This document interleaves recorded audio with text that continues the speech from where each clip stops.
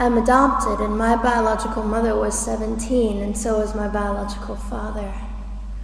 She was 7.5 months pregnant when she decided to go to Planned Parenthood, which is the largest abortion provider in the world, and they counseled her to have a late-term saline abortion, which is a saline salt solution that is injected into the mother's womb. The baby gulps that solution, it burns the baby inside and out, and then she is to deliver a dead baby within 24 hours. And to everyone's great shock and surprise, I didn't arrive dead but alive on April the 6th, 1977 in a Los Angeles County abortion clinic. What's fantastic about this, about the perfect timing of my arrival, is that the abortionist was not on duty yet. So he wasn't even given the opportunity to continue on with his plan for my life, which was death.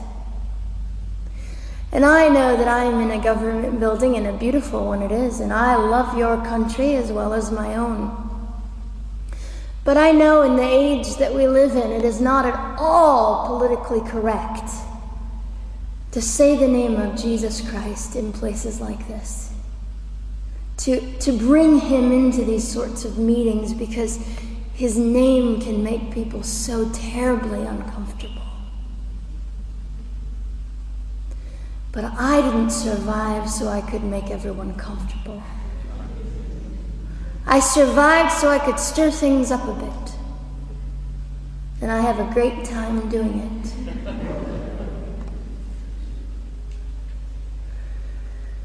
And so I was delivered alive, as I've already said, after 18 hours. I should be blind, I should be burned, I should be dead. And yet I'm not. You know what is fantastic vindication is the fact that the abortionist had to sign my birth certificate. So I know who he is. And it also says, for any skeptic listening, on my medical records, born during saline abortion. Ha! They didn't win. I've done some research on the man that performed the abortion on me. And his clinics are the largest chain of clinics in the United States of America, and they gross $70 million a year. I read a quote from him at some point several years ago, and he said, "I have aborted over 1 million babies, and I consider it my passion." I tell you these things because, listen, ladies and gentlemen, we are in an interesting battle, whether we realize it or not, in this world. It is a battle between life and death. What side are you on?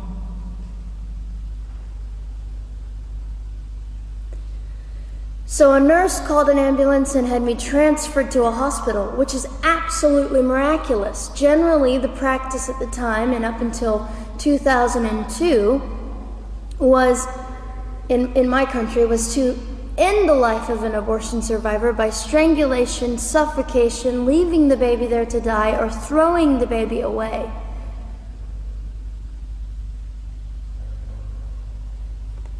But on August the 5th, 2002, my extraordinary President Bush signed into law the Born Alive Infants Protection Act to prevent that from occurring anymore. You see, we're playing for keeps. We're playing I'm hoping to be hated by the time that I die so that I can feel God about me and understand what it was to be hated. He was hated. Christ was hated. And not that I look forward to being hated, but I know along my journey, I know I'm already hated because I declare life. I say, you didn't get me. The silent Holocaust didn't win over me. And my mission, ladies and gentlemen, among many things, is this: to infuse humanity into a debate that we have just compartmentalized and set on a shelf and said it is an issue. We have removed our emotions. We are becoming harder. Do you really want that? How much are you willing to take, and how much are you willing to risk to speak the truth in love and graciousness and stand up and at least be willing to be hated? Or at the end of the day, is it all about you or me? And so, after that, I was placed in an emergency foster care home where they decided they didn't like me very well, and as I'm fond of saying, I don't know how you could not adore me right from the start. What is wrong with these people? But they didn't. You see, I've been hated since conception by so many, and loved by so many more, but most especially by God. I'm his girl. You don't mess with God's girl. I got a sign on my forehead that says, you better be nice to me because my Father runs the world.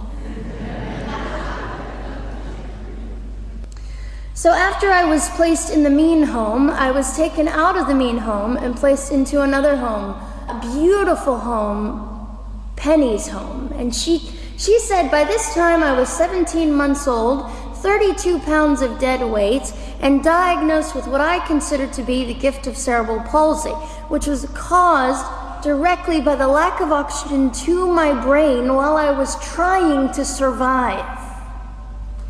Now, I am just compelled to say this. If abortion is merely about women's rights, ladies and gentlemen, then what were mine? There was not a radical feminist standing up and yelling about how my rights were being violated that day. In fact, my life was being snuffed out in the name of women's rights.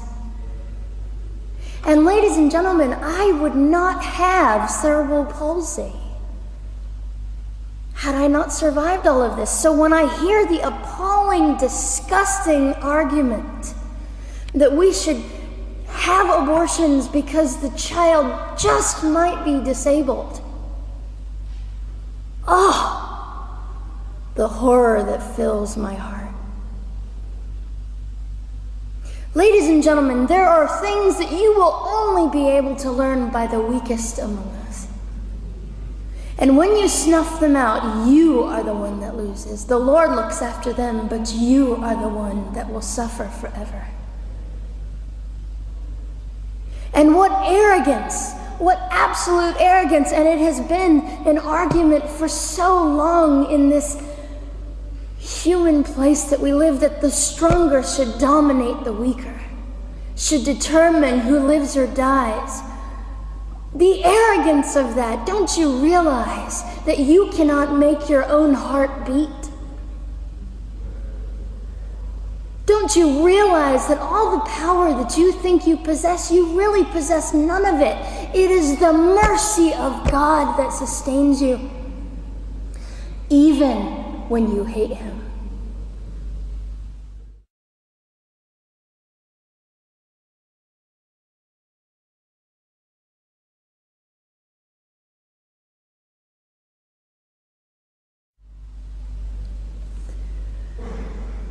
So they looked at my dear Penny and they said, Gianna will never be anything, which is always encouraging.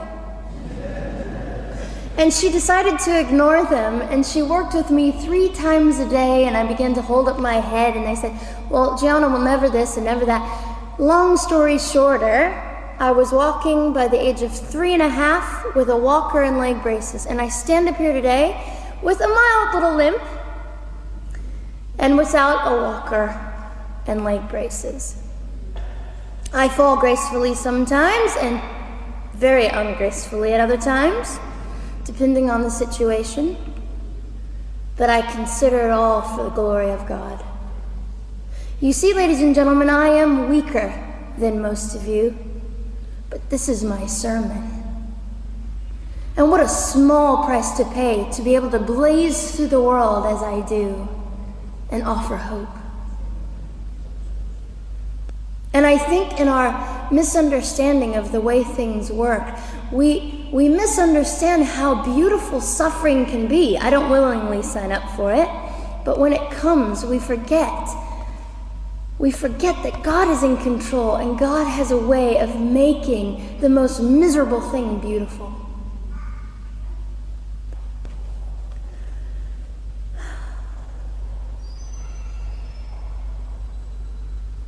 I have met my biological mother.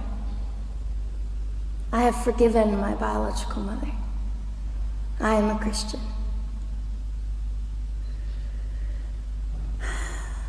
She's a very broken woman. She came to an event I was having 2 years ago, showed up unannounced, and said, "Hello, I'm your mother." And it was a very difficult day. And yet, while I was enduring all of this, you'll probably think I'm silly, but I was sitting there and I was thinking, I don't belong to you. I belong to Christ. I'm his girl, and I'm a princess. So no matter what you say, in all your anger and brokenness and rage, it's not mine to keep. It's not mine to carry, and I won't. I was saying all this inside. So ladies and gentlemen, you have an opportunity. But for just a brief moment, I would like to speak directly to the men in this room and do something that is never done. Men, you are made for greatness. You are made to stand up and be men. You are made to defend women and children, not stand by and turn your head when you know murder is occurring and do nothing about it. You are not made to use women and leave us alone. You are made to be kind and great and gracious and strong and stand for something. Because men, listen to me, I am too tired to do your job.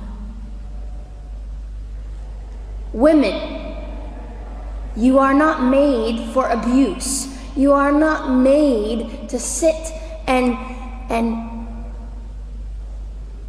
not know your worth and your value.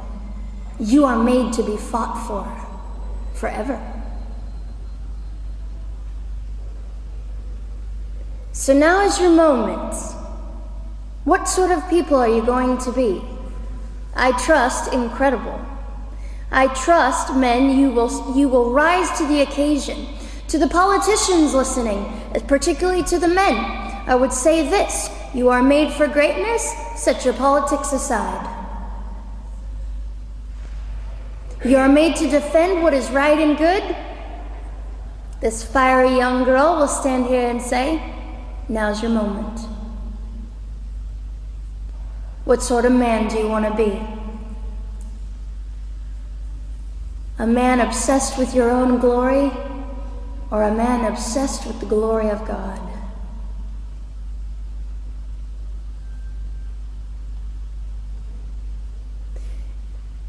It's time to take a stand, Victoria. This is your hour. God will assist you. God will be with you. You have the opportunity to glorify and honor God in 2008. I'll just end with this. Some of you might be slightly annoyed that all I keep doing is talking about God and Jesus. But how on earth can I walk about limping through this world and not give all my heart and mind and soul and strength to the Christ who gave me life. So if you think I'm a fool, it's just another jewel in my crown. My whole intent in living here is to make God smile.